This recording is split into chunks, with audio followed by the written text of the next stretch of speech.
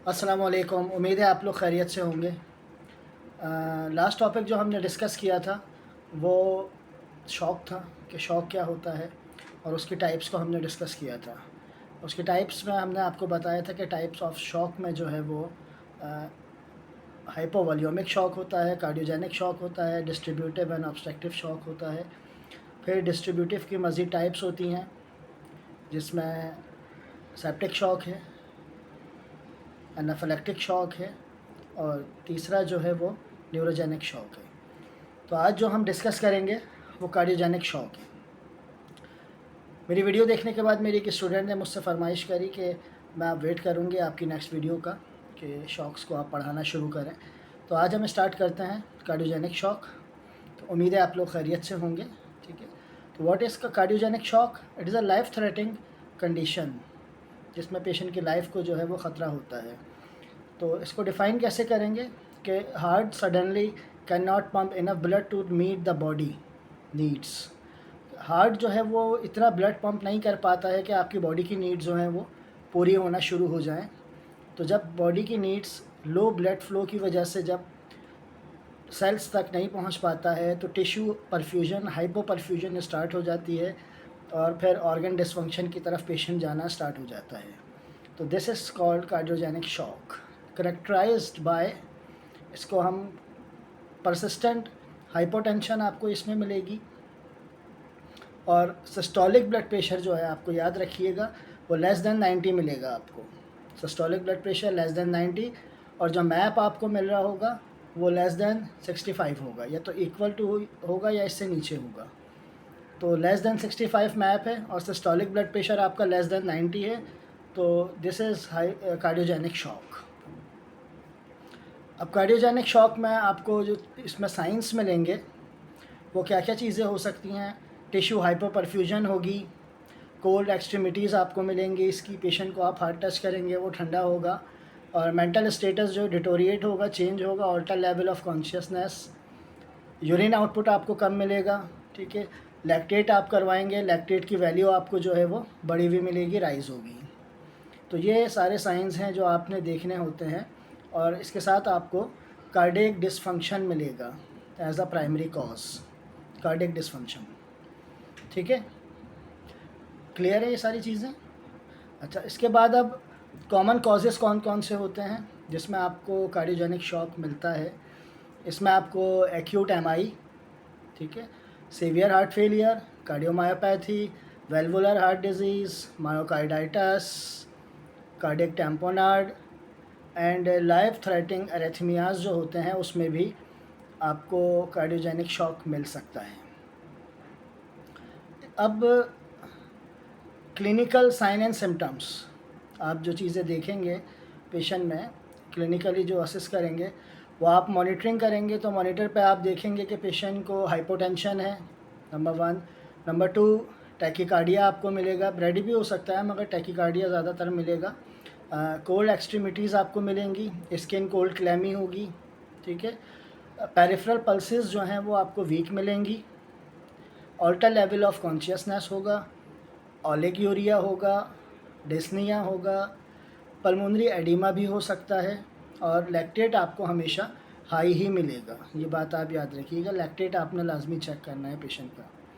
तो ये सारे जो है वो क्लिनिकल साइन एंड सिम्टम्स हैं। एक दफ़ा दोबारा से बताता हूँ, हाइपोटेंशन, टैकीकार्डिया, कोल्ड क्लैमी होगा पेशेंट, पेरिफेरल पल्सेस वीक होंगी हाइपोपरफ्यूजन की वजह से, और ऑल्टर लेवल ऑफ कॉन्शियसनेस होगा, मेंटल लेवल डिटोरिएट हो जाएगा, हो सकता है, ओलिगोरिया होगा, यूरिन आउटपुट कम हो जाएगा हाइपोपरफ्यूजन की वजह से, डिस्निया होगा, पल्मोनरी एडिमा और हाई लैक्टेट होगा। अब इसको आपने डायग्नोस्टिक फाइंडिंग की अगर हम बात करें तो डायग्नोस्टिक आपने कैसे फाइंड करना है इसको। अगर आपके पास स्वाइन डला हुआ है, swine gas catheter, cardiac catheter जिसको पीए कैथेटर भी कहते हैं, तो उस पर आपको लो कार्डिक आउटपुट मिलेगा। कार्डिक इंडेक्स आप चेक करेंगे, ठीक है, और कैपिलरी वेज प्रेशर जो है आपको वो आपको ग्रेटर दैन 15 मिलेगा।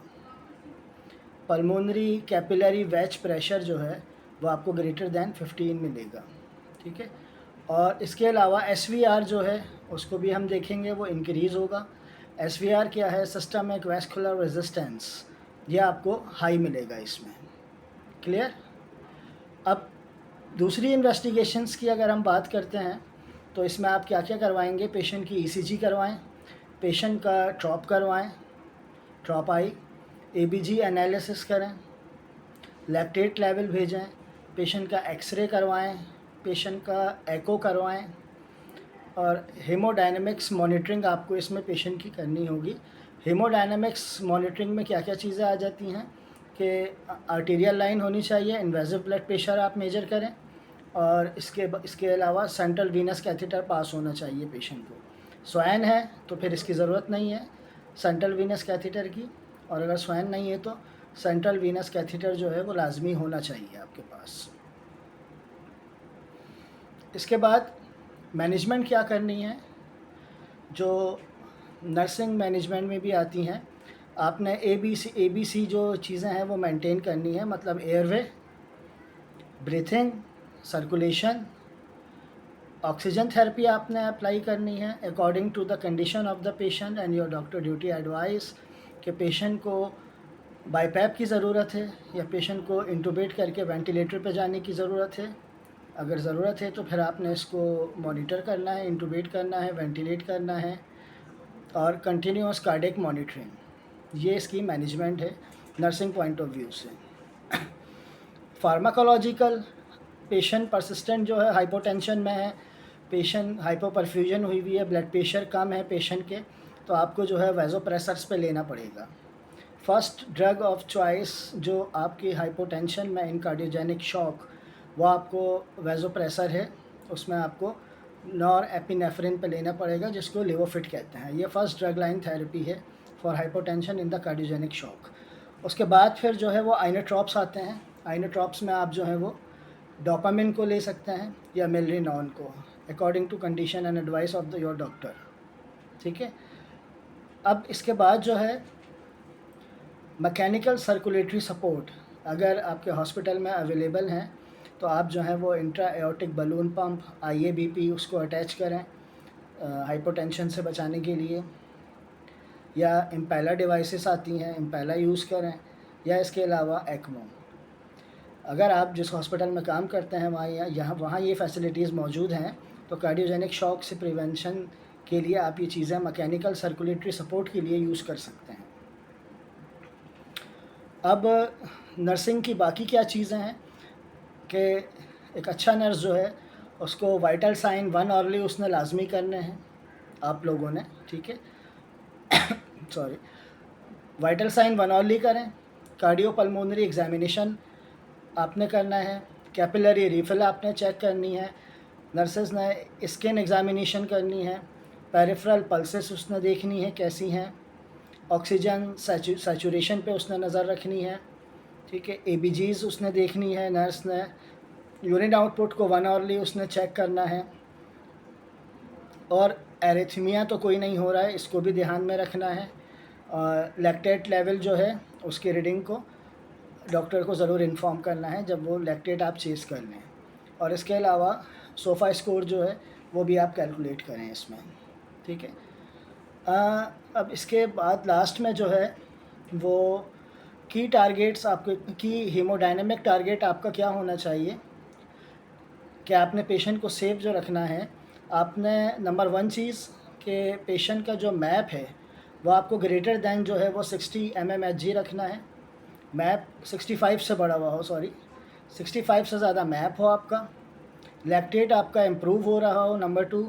नंबर 3, यूरिन आउटपुट जो है वो आपका ग्रेटर दैन 0.5 ml/kg के हिसाब से बन रहा हो, और कार्डियक इंडेक्स आपने देखनी है, ये ग्रेटर दैन आपका 2.2 होनी चाहिए अगर आपके पास फैसिलिटी मौजूद है। और फिर आपने कैपिलरी रिफ़िल वगैरह देखना है जिससे आपको ये चीज़ें पता चलेंगी। कैपिलरी रिफ़िल के अलावा हाइपोटेंशन अगर पेशेंट को नहीं करेक्ट हो गई है तो इसका मतलब ये है कि पेशेंट की टिश्यू परफ्यूजन जो है वो अच्छी होती जा रही है, ब्लड प्रेशर जो है उसके अच्छे होते जा रहे हैं, तो पेशेंट जो है उसका मैप जो है वो मेंटेन है ग्रेटर दैन 65 या इससे ज़्यादा। तो ये सारी चीज़ें हैं जो कार्डियोजेनिक शॉक में एक अच्छे नर्स को जो है सारी चीज़ें देखनी होती हैं और मेंटेन करनी होती हैं। उम्मीद है ये चीज़ें आपको समझ आई होंगी। मेरी बातों को गौर से सुनें, इनको एक जगह पॉइंट आउट करें, लिखें और इनको याद करें और अपने कोलीग्स के साथ जब उनसे मिलें हॉस्पिटल में तो उनसे इन चीज़ों को डिस्कस करें। डिस्कशन करने से क्या होता है कि आपकी जो है वो आपको चीज़ याद हो जाती है आसानी से, तो इसलिए आपस में डिस्कस करें ताकि याद हो जाए। बाकी इसके अलावा कोई बात समझ ना आई हो, कोई क्वेश्चन करना हो तो आप कमेंट बॉक्स पे मुझसे क्वेश्चन कर सकते हैं। अस्सलाम वालेकुम, अल्लाह हाफ़िज़।